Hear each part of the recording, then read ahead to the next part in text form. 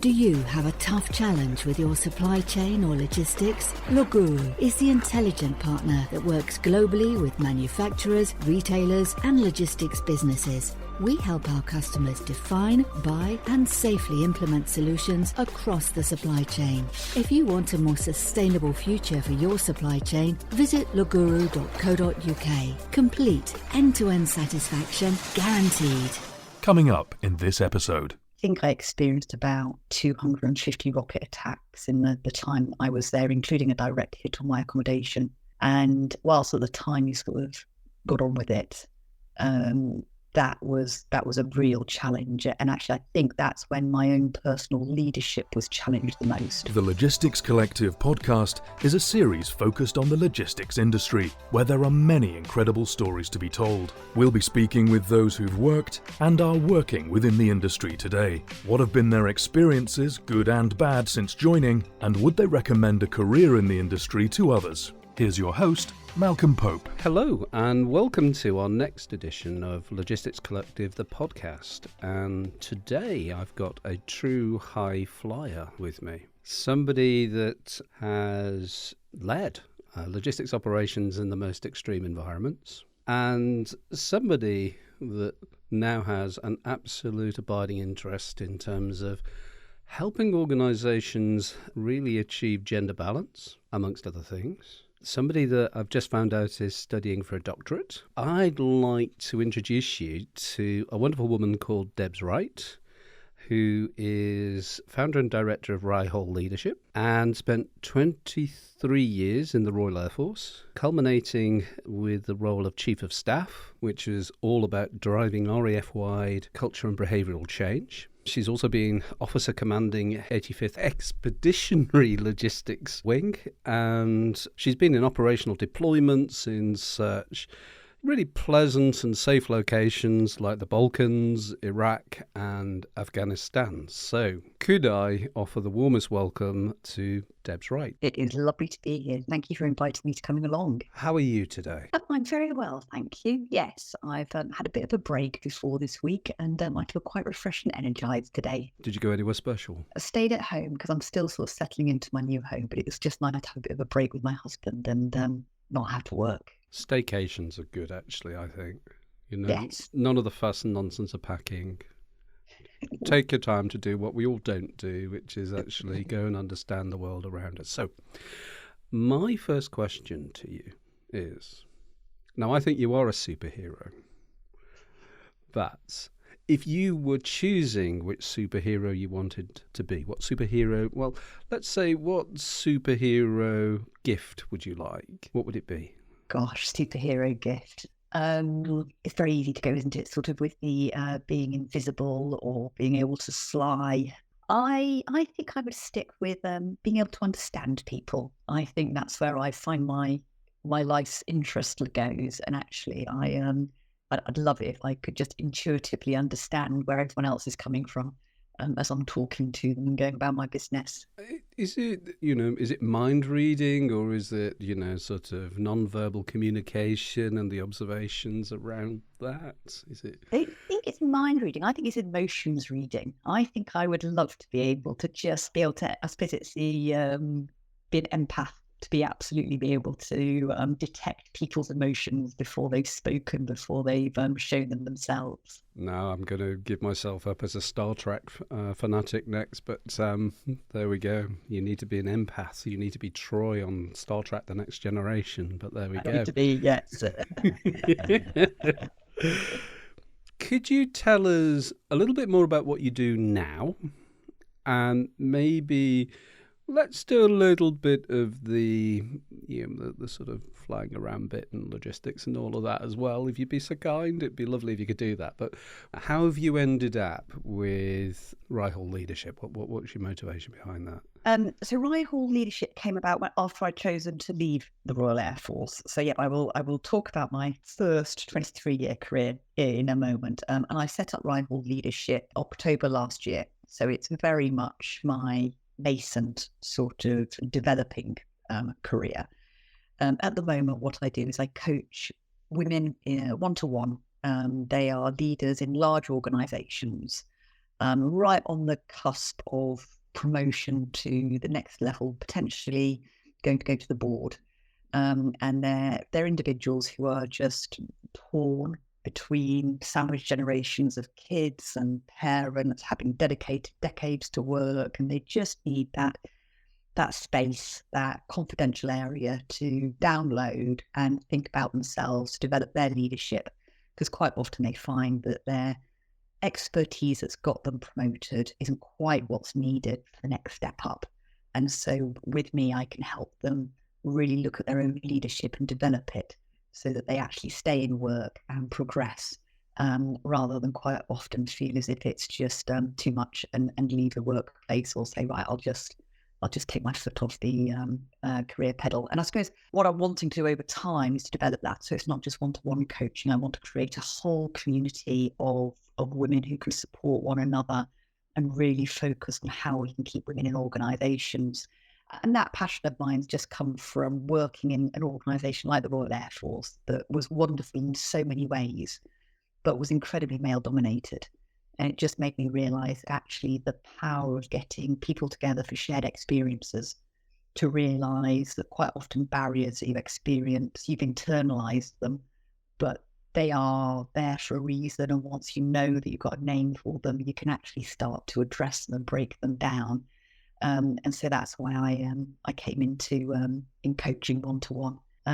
But yes, I began my career in the Air Force. I always used to make a joke about it, sort of saying it was at the end of last century. But I began to realise that fewer and fewer people were finding that funny. I still certainly find that funny, being a child of 1965. So, I think we trans-millennium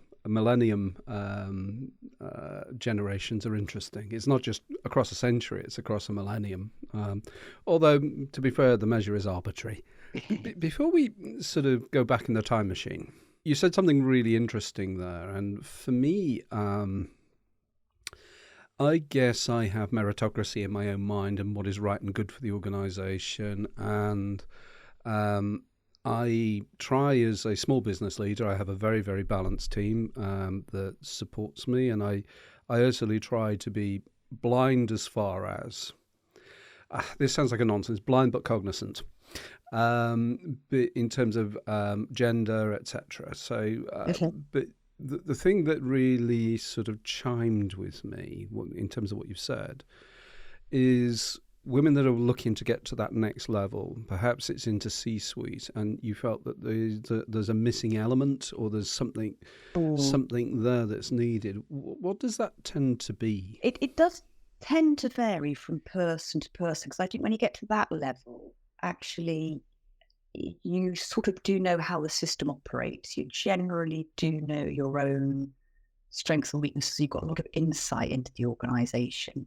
but there might be some behavioural issues. And I can't claim to be changing the system. I'm sort of with individuals. No. And quite often it's, for example, a woman will tend to minimise, and I'm grossly stereotyping here because actually I do coach men as well, and I spot this in all genders, but people will minimise the achievement that they've had. So they'll be given praise for delivering a piece of work, and they'll say, oh, thank you, but it didn't take much, or thank you, but actually so-and-so helped out, or thank you, but that's just what I do, and immediately, so they're not owning it and saying that is what I did.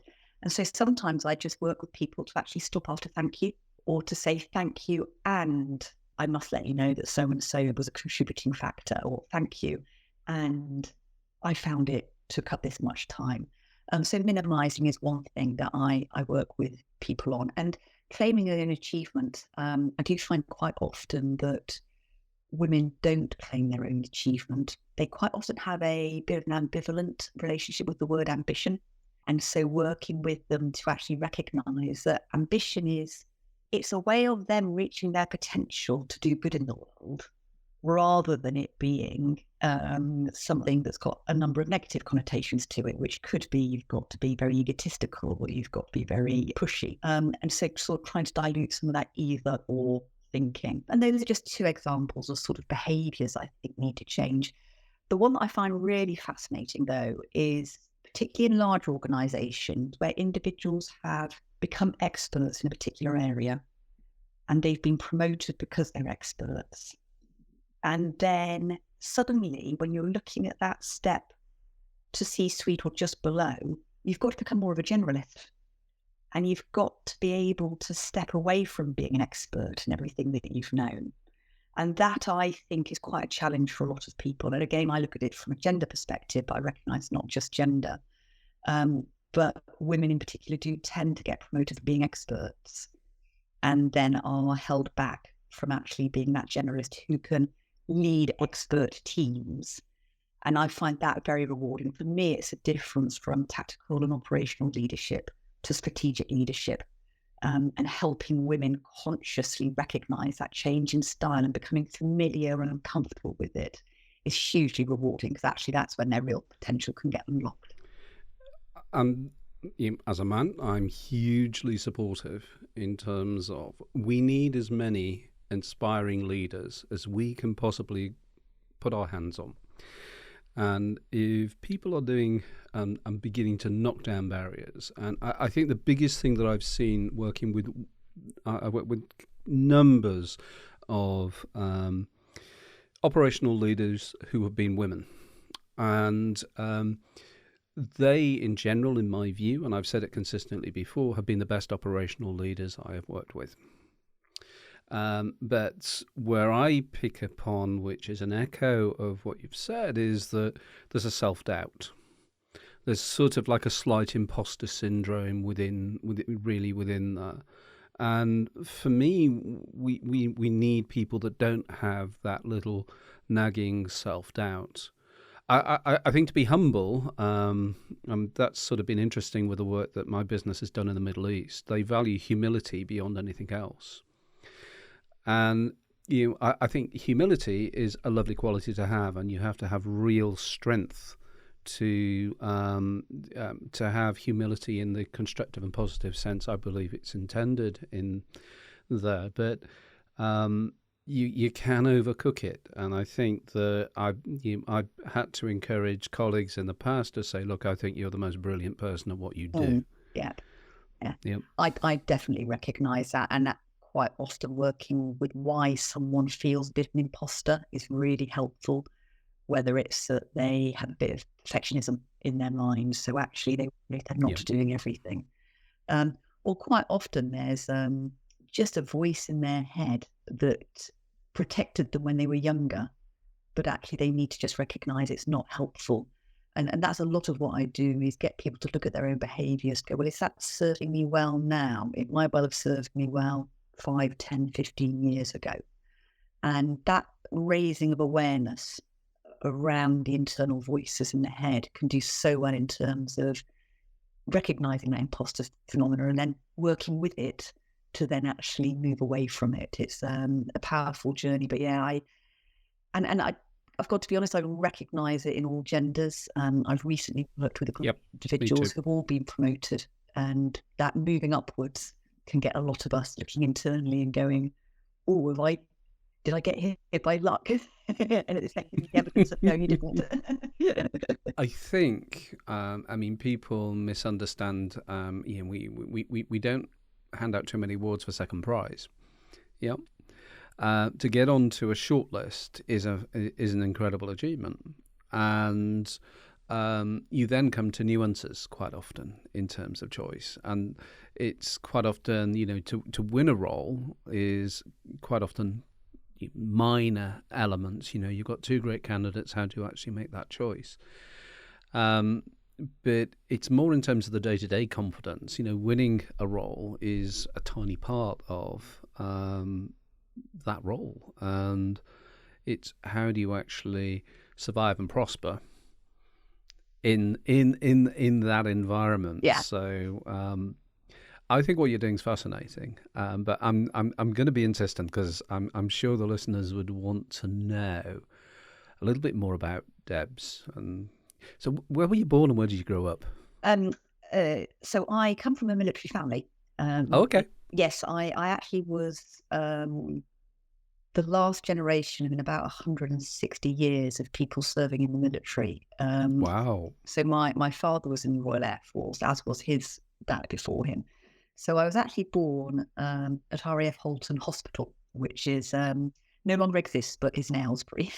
So you're truly an RAF baby then? I am, yes. Wow.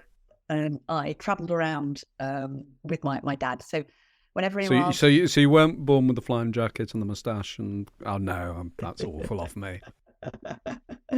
No, but I was definitely born with a very positive view of the military and all that it could offer. So I think that definitely helped in terms of breaking down some barriers for me. So you're in this RAF environment. You're in the the Royal Air Force family, and so you're growing up. You're possibly moving around, I would guess. Yep. Yeah. But you're going through education, and then you come to a mind of career. But did you go through a few? What were your dream jobs? What were you thinking about? Was it always in the direction of I want to go into the military, or did you consider other things as well? I always had the Royal Air Force in the background. I never wanted to join the army. I never wanted to join the Navy. But actually, my first application for the Royal Air Force was rejected. No. And being the person I am, I sort of thought, well, that's it. If you don't want me, I'm going to go elsewhere. And what I really... Was there a degree of huffiness then? There might have been a bit of flounce that went on there. I was a nerd. I was quite young at the time. There's nothing wrong with a bit of flounce. There really, really isn't. But the other thing I really wanted to do was join the BBC and go into radio production. I love the medium of radio, and I find it very amusing that both organisations, the BBC and the Royal Air Force, they've got these national reputations and they're very values driven. So I think I'd been happy in either. But having got over my flounce, I reapplied for the Royal Air Force, thinking I'm pretty sure that you got it wrong last time. Royal Air Force in not selecting me. I want to give you a second chance. And thankfully they agreed. That's a wow. There's sort of like there's a sense of destiny within that. That's what I'm going to do. That's where I'm going to go. Yeah. I mean, do you think that idea of destiny in somebody is that a key driving force for people that become successful, or are people that might have multiple destinies in their head and they can't make their mind up? Gosh, that's an interesting one. I could almost argue both ways. Some of the most fascinating people I've ever worked with and met are still trying to find out what their purpose is, what their destiny is. And yet I've worked with other people who have a very clear idea from the outset what it is that they're on this planet to do. I think I could really narrative my story as one of destiny always going to happen. I was so comfortable in the Air Force. It was just what I wanted. But also I recognise that it almost didn't happen. I did only sign up for 6 years service initially because I thought I'd only do it for a short period of time before I grew up, and then I would go and do a proper job somewhere else. And now I look back on it, much as I loved doing it, and I had a wonderful career, I'm really happy that I've left. So I do wonder whether actually, although at the time it was right for me, you do just have to move on to each stage of your life and have those different destinies that you mentioned. I agree. I think it's a path you follow, and every road has a beginning and an end. And then you say, new route, please. Yeah. And I think that's fascinating. Yeah. Have you found the transition from, let's say, being in the RAF into a more civilian perspective? I mean, do you identify any differences? Or it's been. I'm still so new into that journey. I stopped wearing uniform just over a year ago. Didn't leave the Air Force till October. It's like chalk and cheese. It really is, particularly having gone into a self-employed role.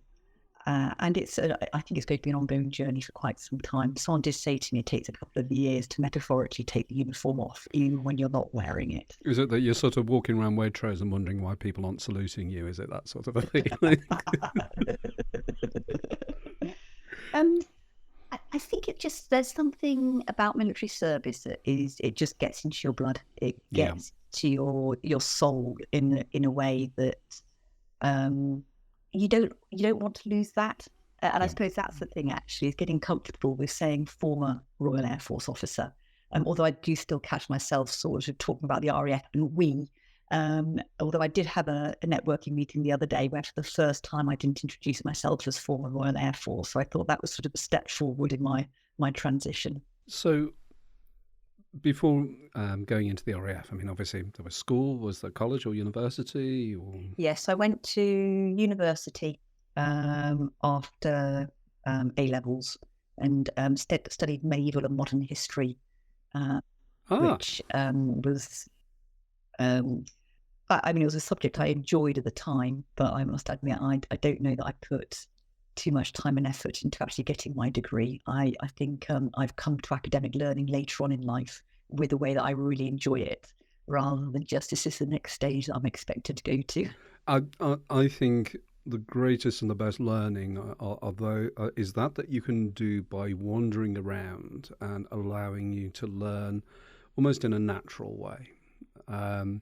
I think often I see some of our educational institutions, not all. It's equivalent to battery hens, you know. Yeah. There I am in my cage being force fed. Yeah, I know we're going to get onto the Air Force, but one of the best jobs I did was where I was commanding an education unit. Yeah. And it was with very young individuals who were 17, 18 years old. And quite often at graduations, I'd meet the parents, and particularly with the young men, the parents would sort of say, "Oh, we like the Air Force because he's bright, but he just hadn't applied himself at school." And with the Air Force, you could get the qualifications at a later stage. And that's often what happened, was that individuals, they were bright, but the education system just wasn't testing them at the right point in their lives. And by coming into the Air Force, we made sure that people were doing NVQs as they were learning their job. And you could just see about 5 years later, it sort of sparked for them and they could get the qualifications. Is it context and relevance that is the key here? I think so much. I mean, abstract learning is not for everybody. No. Air movements, loading up aircraft, when you suddenly realise that actually if you don't get the arithmetic right, the aircraft could crash. Yep. Then you suddenly go, oh, right, now I understand what it is I'm having to do, rather than, I don't know, algebra or, whatever it is that you're up to in maths, theoretically. Yeah. Hopefully that's by either running a program or running the numbers, not the Hercules goes up and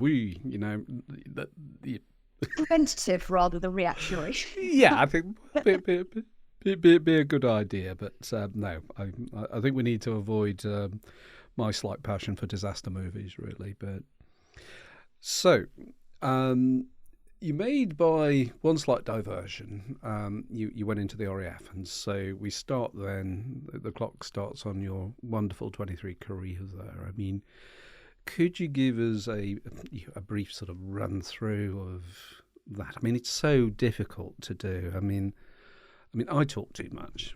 Probably everybody that listens to this says I do. What was the start, the middle, and the end, I guess? Yeah. So if I focus on the logistics jobs I did and the real highlights, and I began in the best possible way, because having gone through a year of training, I had 3 weeks before I was then deployed off to the Balkans with a unit called Tactical Supply Wing, which was responsible for refueling helicopters out in the battlefield. So I would spend my time around the Balkans, including Banja Luka Metal Factory, where there would be American Apaches flying around all the time. And we would have the helicopter landing sites, and I would physically be running from platform to platform with the refueling pipelines, making sure that these helicopters could stay flying. And with that unit, having done a deployment out in the Balkans. I then went out to Oman with them. I ended up going all around the country, all over the world, and just really experiencing what logistics and the last mile was all about. Following off that, I ended up going down to the Falkland Islands for a few months and coming back and specialising in air movements. So actually working at RAF Bryce Norton, really getting to grips with air cargo and passenger air freight.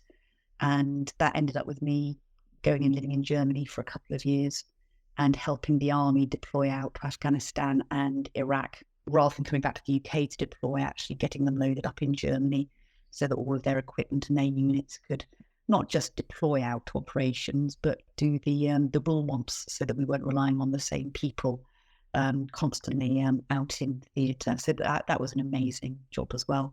And then the job I mentioned before, the squadron command job, where I was in charge of training all the air movers, that was brilliant, because actually passing on skills and expertise to a young generation coming in and seeing their enthusiasm and seeing their excitement of, I mean, the unit was literally built at the end of the runway at Bryce Norton, so you could see the C-17s and the Antonov aircraft coming in. That was absolutely fantastic. And then my final job in the logistics of the Air Force was commanding the high readiness logistics units of 85 expeditionary logistics wings. So it was reserve units and regulars, but it was the full span of air logistics, from supply chain management to catering to surface transport, and included the mountain rescue unit as well, so that if an aircraft went down, we had the capability to find the aircraft and the people and bring them back safely. And that was an absolute privilege. I did that for 2 years during COVID. And so commanding 85 wing was a phenomenal high to have as a career. I could honestly talk to you for hours, but I know that we've got a limited amount of time. And what was your best career experience whilst working in the RAF? What was the pinnacle? Gosh, I mean, just when I sort of go over those highlights there, I could almost choose any one of those. I think the work I did commanding 85 wing to bring in genuine psychological safety, so that actually there was a culture where people could admit their mistakes and learn from them. That felt like a real high point to me. But whenever anyone talks to me about the Air Force and they want to have a sort of moment of my face really lighting up, it was that first role that I did as a junior officer out in the Balkans with tactical supply wing, refueling the helicopters. Because you really were at the very last mile of a logistics chain that started back in the UK, and you got the reward for your job right at that point. So that was definitely a real highlight. I loved that job. Fantastic to hear. In terms of, we've had perhaps the yin, we're looking at the yang. What was the worst experience? I've got to be honest, it was the tour I did out in Iraq. We were at Basra Airfield at a time when the Iraqis were attacking us on an almost hourly basis with indirect fire. So you never knew when the rockets were going to land. I think I experienced about 250 rocket attacks in the time I was there, including a direct hit on my accommodation. And whilst at the time you sort of got on with it, that was a real challenge. And actually, I think that's when my own personal leadership was challenged the most, because sometimes it did feel more like a fight for survival rather than being able to look after the rest of my team as well. I mean, to people that are perhaps in their armchairs at home, and we've got a whole variety of people that would look, and the Iraq War was clearly broadcasting into our living rooms. Did we ever get a sense of really what it was like there? I think the journalism did try to really get to grips with it, but it's difficult when you're living there day after day in that sort of environment to get across the genuine level of fatigue that everyone's dealing with. I think that was the hardest thing, that if you were ruling out sort of every 6 weeks, you could keep yourself fresh. But I was there for even 6 months. And I think that level of fatigue was really challenging. And I also think for me, in the role that I was in, it was the one deployment I did where I wasn't engaged with the local population, where I was very much in our own camp, which the Americans were at and the Brits were at, and that felt quite isolated. And that's when the sense of purpose maybe isn't quite so great. So whilst we knew we were doing something that the government wanted us to do, I wasn't necessarily having that sort of daily contact with Iraqis to sort of, build up the resiliency you need when you're doing a job like that. Numbers of thoughts strike me, and I've got all sorts of fireworks going off in my head at the moment in terms of keynotes that you're talking about, your career in the RAF. I mean, the training element within the fact that you're picking people and putting training into context and then moving them forward as a career, that you're looking at the psychology, that you're looking at how you're interrelating with the communities that you have locally. And this is sort of in addition to, the hard and fast day job, which is, you're basically, I mean, the military invented logistics. This was all about your success in any military activity was generally driven by your ability to supply to the front line, whether that be ammunition or indeed medical supplies or just simple food. You begin to get, and I mean, heaven's sake, I've done a few risky implementations, but there were no rockets going off around me. I wondered sometimes at some of the people I was interacting with, but that is not. There is no physical risk to me, and I think. To sort of do all of this, I'm imagining, somebody on a unicycle juggling going around a minefield. I mean, that's what it seems to me. We're used to the unicycle and the juggling within logistics and supply chain, but adding a minefield and a few rockets going off, and it makes it a hell of a lot more of a challenge. If we can sort of take you back, I mean, supply chain and logistics for people often isn't an obvious choice that they make. So how did you get into the wonderful world of supply chain and logistics? To a degree, luck, but my goodness, I feel like it was the best luck in the world, because it's led me to some fascinating places, and I love the problem-solving aspect of logistics. One of my roles was, when I was more senior, was doing all logistics for defence in the Middle East, and that was amazing, where you were sort of having to plan really from factory to foxhole in quickly as possible.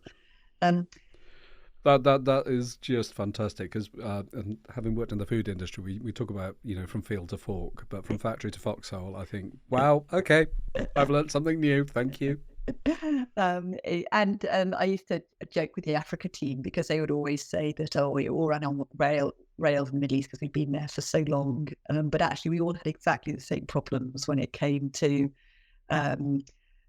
it was always the last mile, it was always the timelines, it was always the pace at which the operators wanted things to be delivered, the concept of Amazon not being replicated for impatient commanders, all the things that logisticians just become absolutely aware of. But I mean, I must admit, when I was at university, logistics wasn't a word that was thrown around. It wasn't one that I would have been able to conceptualize, but the problem-solving aspect of it, the people aspect of it, the being able to understand what it was that people needed, then actually picture that, get the people who could deliver that to recognize what they could do, was absolutely what was required. I mean, one of the reasons why the Air Force rejected me the first time round was because I only put logistics on my application.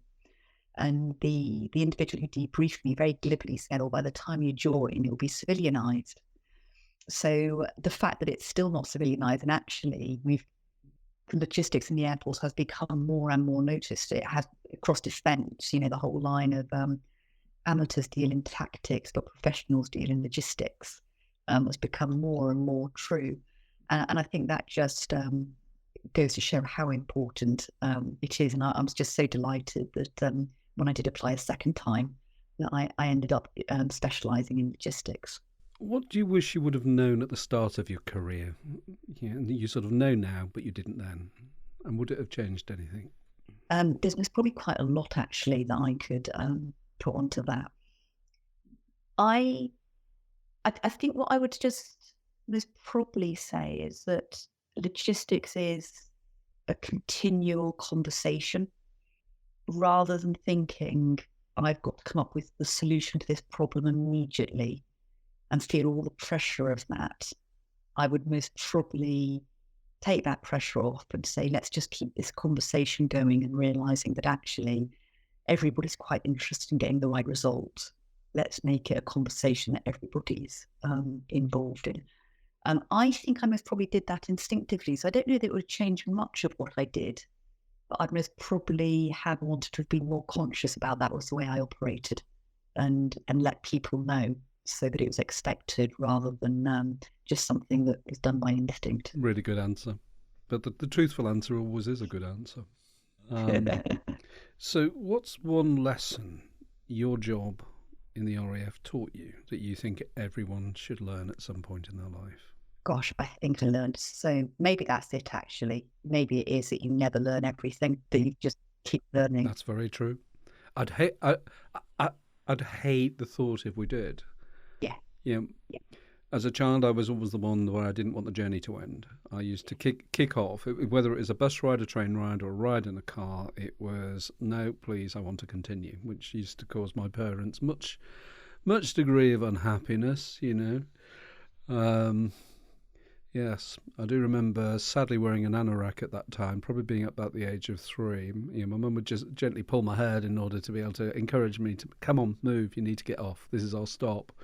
And she forgot I had my hood up on my anorak. And so like, but there we go. But I don't think our journey of learning ever should stop. I think, you know, we're gifted with these wonderful minds. And they all have potential. Yeah. And my sadness quite often is at my age to study, to learn, to research was a real task. It involved, you know, Dewey Decimal System, going to libraries, being able to search for things. You had to talk to people. And all of a sudden we have this miraculous, you know, it's storms of data, hurricanes of data. It's not clouds of data. I mean, you know, the complete weather systems of data around us. And so in theory, everything is easier. But then we have to learn how to sift and select. And that's interesting. Yeah, it's almost a different way of applying it. And it presents its own challenges, but I personally prefer feeling out the right way of doing things rather than sort of that instant gratification of, right, this is what we're doing, let's do it. So I think that's where I'm sort of quite keen. Everyone does keep learning, that particularly as you get more senior, the moment you feel very sure and certain of something, that's most probably where you need to ask, well, what am I missing? Because usually there is something to be learned at that very moment. Have you got an example of that?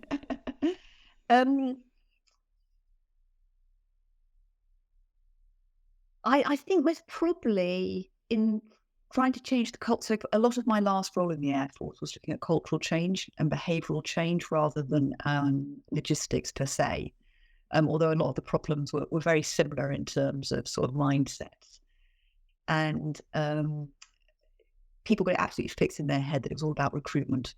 You know, if we got the recruiting right, we would be able to improve not just gender balance, but also demographic balance across the Air Force. And the elephant in the room that no one was addressing was actually the retention issue. And so that's most probably an example, not necessarily of my own. I'd have to think really hard about my own blind spots, because I know I've had to move in my time. Because particularly when I'm tired, I do like to go for the, right, that's a decision, let's get on, move. Yeah, it's sort of interesting. Quite often, this sort of prevarication or the inability, the indecisiveness, and you almost say, oh, for heaven's sake, just give me a wrong decision, we'll work with it. Yeah. And leadership is difficult. I absolutely acknowledge that. And For me, I think we should allow our leaders to be vulnerable on occasion and not have all the answers. Yeah, it's that's music to my ears to hear that, because I think there is a lot of pressure on people to appear as if they know, and then they get entrenched, and suddenly you find you can't make a different decision. Yeah. Yeah. You find that people sort of defend ego, or you can see the wall being built in front of you. Yeah, suddenly the rational risk overrides every other risk, and you're like, hold on a moment. Yeah, it's actually okay to be human. Is the one. Who's inspired you most in your career and why? I think at different times I've been inspired by all sorts of different people. This is not a political point, but as a child, you couldn't help, I think, as a young child in Britain, being inspired by having a female prime minister. Whilst I recognise controversial politics, I do think Margaret Thatcher was hugely inspiring as a leader, and seeing what she could do. But actually, I've always been really inspired by kind leadership as well, people who can be genuinely human whilst they lead. And that's a type of leadership that I really love to see, and I'm sort of trying to think of specific role models who other people would know. I was very lucky to have one of those teachers when I was at school, a headmaster called Clive Ashby, who was incredibly human whilst being very respected as a leader. And in the Air Force, a number of different individuals who just kept my motivation going and my energy going.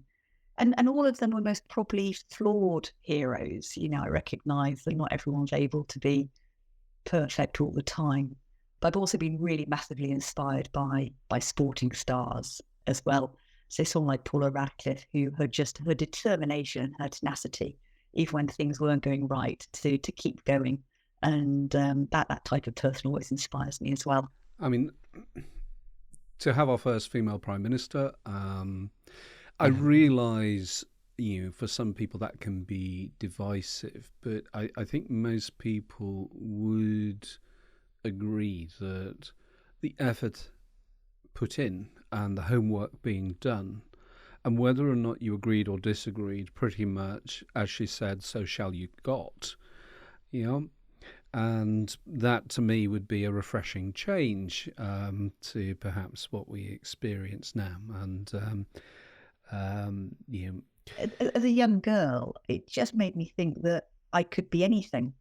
It really did make me think, well, and not consciously at all. This was just, I was a toddler, I think, when she sort of became prime minister. It's like, well, why can't women do anything if we've got a female prime minister? And I think that's an incredible positive message.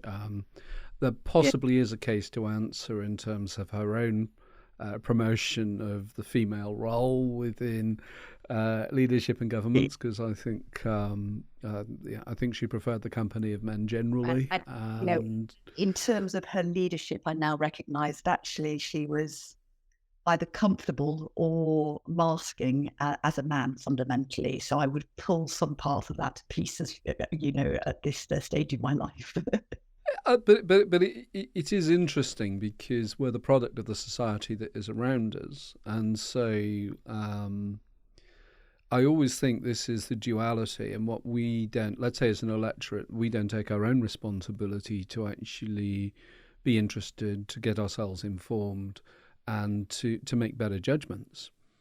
Instead of which, it's a bit like that, make any decision, Yeah. I think we've got to become not cynical because it's negative. I think we need to become testing and skeptical in everything that we do, no matter what your political colour is. I think we need to become more interested and engaged, which isn't a popular thing perhaps to say. No, and I do think that ability to think critically, to critique things is really, but particularly with the amount of disinformation now that's out there, it's really important to think, where is the source of this information? Who is it who's making me think wants me to think like that? And that's again, going back to what you were saying about how people learn now, what the learning process is. it's almost a different environment and context out there for people to try and navigate. It is fascinating. Doubtless we'll come up with solutions. What are you most proud of? Then all sorts of things. I keep saying that. I think it's got to be my 20s. Actually, no, I think it's my decision to leave the Air Force, because I was very comfortable. I knew what my career was going to be if I stayed in, and it was one that I would have greatly enjoyed and would have seen me progress. But the fact that I actually thought, no, I want to challenge myself and I want to have a second career, is at the moment the thing I'm most proud of. You might want to get back to me in a few years' time and see whether I feel the same. But at the moment, that is definitely what I'm proud of. On the basis of what I've heard today and the previous conversations that we have, because we always put some prep in sort of ahead of a podcast, I'm absolutely sure you're going to give wonderful value to people. And I genuinely encourage people to reach out to Debs and have a conversation, because that experience from an RAF basis, I mean, you just go on LinkedIn, do a bit of LinkedIn stalking like I did, and go and really have a look at what Debs has managed to achieve in terms of a career as far as the RAF. And then imagine putting that into a more commercial context. Our military do difficult things, and they put their own lives at risk in terms of what they do. And they certainly are by me and should be honoured by all and thanked for the service that they bring. The fact that they can do it in such an intricate and intelligent manner these days, I think, is perhaps lost on the general listener. I think, the more that I hear it, it really is at the most sophisticated end of how you run an organisation. And there are, often it is said, okay, let's privatise it. The industry's got more experience. And I actually think at the moment the balance is in, from a logistics and supply chain basis, I think the balance is more than teetering. I'll put it that way and allow people to draw their own conclusions as to where I think it's falling. So thinking forward, I want to think in two ways forward. One is your view, and if we could take more of a, perhaps without breaking the Official Secrets Act or anything like that, that in terms of looking at the future of military supply chain and logistics in perhaps 5, 10, 20 years' time, did you see any trends that you can talk about that you can say, well, okay, this is where we're going to go to? Because clearly within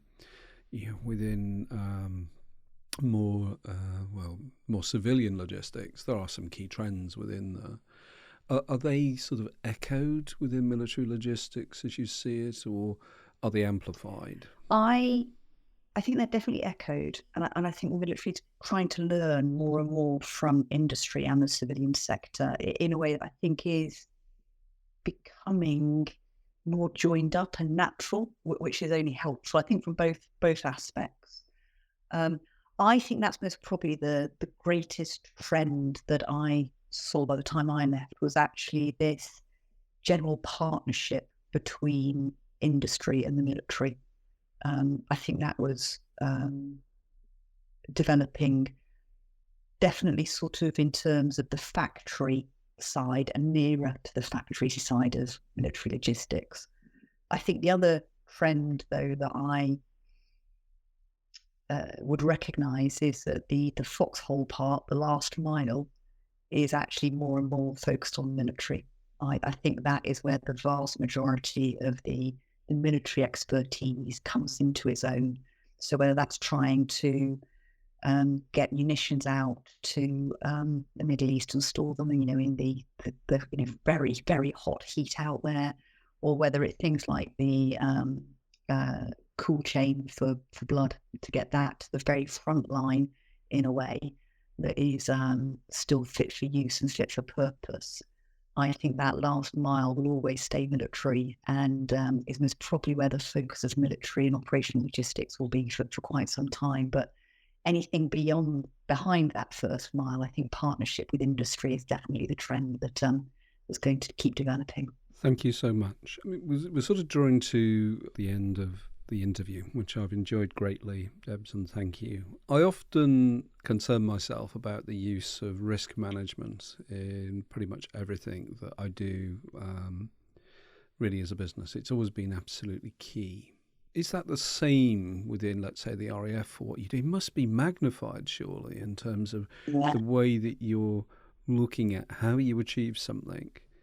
Because if you fail, all right, if in the past, if I would have failed, and it can cause a riot, but there might not have been bread on the shelves of a supermarket, or somebody might have been complaining about they can't buy the right variety of baked beans, which is Heinz, by the way, or indeed, whatever else that they didn't have. But for you, it is, if it goes wrong, it really does go wrong. Yes. Yeah. I do really remember out in Iraq needing to get 2 Land Rovers into a Hercules, and it was a very, very complicated load. But we knew we were having to close the airfield in half an hour. And if these Land Rovers didn't fly, then an operation couldn't happen the next day where they were crucial. So you were always aware of the risk. And we used to always, when you're just delivering on the front line, you tend to just get on with it and hope that other people have, you're there doing the tactical risk assessment of keeping people safe. And that was also my job, was to actually step back and make sure that people were physically safe. Sure. In the planning phases, you're always having that balance of operational risk, reputational risk, financial risk as well, which was coming into it. I think the military I joined did play slightly more fast and loose with the risk, but definitely it's become a part of all the planning processes and all the operations. And you've always got to be sort of thinking, so where is my own risk balance here? Am I being too risk averse? Am I being too cautious? And that's why having diversity of opinion is so important, is that you're actually not missing any risks and you aren't going into that group think of, let's just get on with this and deliver. It's having it looking around, but someone at some point has got to make a decision. And that's where the accountability, the authority have to be aligned so that you know who is taking the risk and they actually know what the risk is that they're taking. Thank you so much. Again, no time to go through methodology. That's a slightly geeky part of what I enjoy looking at. So I'm not going to make you suffer the pain of that. But in the last couple of minutes of the interview, I'd like to focus on giving advice to people considering, a career in supply chain and logistics. And then obviously people forget that there's a military option in terms of supply chain and logistics within here. So do you think it's a good idea for people to consider logistics, supply chain, or indeed a military, in terms of a forward career? I think logistics is a fascinating career. I think actually as technology changes and advances, I think it's human beings being involved in logistics is going to be more and more important. So I would definitely say to people, supply chain logistics, scratch under the surface and see what it is, because I think when you do, you'd be really, really intrigued. And I would always encourage people to have a look at the military as well. I can't say it's for everybody, but if you are the right person for the military and the military is right for you, you will absolutely have an incredible time and you'll do things that you would never experience in civilian life. So if somebody was just starting out and was interested in a career in logistics and supply chain, what do you think they should do? Go and talk to people who are, they're actually in the career at the moment, aren't they? No. It's somebody just starting out and saying, well, okay, I'm really, I don't know what to do, What are my options? And I go and talk to people who are doing those jobs. Look at something that you're interested in, because all areas are connected to logistics. So whether you're actually interested in retail, whether you're interested in food, whether it's, going to gigs or something, go and have a look at what's happening behind the scennes and have a look. I could see you doing an events logistics company. I really could. I'd love to do that. I'd love to. I love stuff like Commonwealth Games in Birmingham, looking at the logistics of how that was achieved. It just makes my heart sing. It really does. And I suppose I like the unsung hero part of logistics as well. I love the fact that you can put, sweat, blood and tears to deliver something, sit back and you're successful if no one notices what you've done. That is so true. Having said that, they do scream blue bloody murder if effectively things go wrong. Yes. And I think that's fascinating. I always I still call logistics the home of blame, and our talent in terms of being great logisticians is always to get to root cause. Yeah. And it rarely is logistics, actually, but there we go. Debs, it has been such a pleasure. I wish you so much good fortune in terms of your new venture. I really would encourage anybody to engage with you, because the good counsel, the approachability, the wisdom, you don't have to scratch the surface very much to actually understand what a Diamond Debs is. So Diamond Debs, oh no, that's going to stick. That's a first. Oh no, thank you. I'm right back at it. It's been absolutely wonderful. Thank you. And if anyone does want to reach out on LinkedIn, please do. But no, thank you for the opportunity to talk and to find out more about you as well. It's been absolutely wonderful. I've loved it. Thank you very much, Debs. So that's it from this podcast. Just a reminder, you can catch up with all the previous episodes of the Logistics Collective podcast on our website, logisticscollective.com, or wherever you get your podcasts from, and remember to click follow and we'll let you know when the next episode is released. Until next time, bye for now. You can get in contact by email, podcast@logisticscollective.com, or leave a voice message on our website, logisticscollective.com. The podcast is a production by Loguru.